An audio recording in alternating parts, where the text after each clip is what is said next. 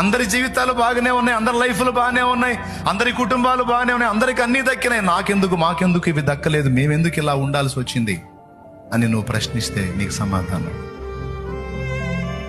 దేవుడు అబ్రహామును కోరుకున్నట్టు, దేవుడు ఎస్తేరును కోరుకున్నట్టు, యోసేపును కోరుకున్నట్టు, పౌలును కోరుకున్నట్టు కొన్ని పాత్రలను స్పెషల్గా కోరుకుంటాడు దేవుడు.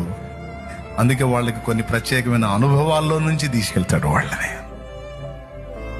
నాకే ఎందుకు కాదు, ఇన్ని నాకే ఇచ్చావంటే ఈ ధన్యత నాకే ఇచ్చినందుకు నీకు స్తోత్రం ప్రభువా అనుకో.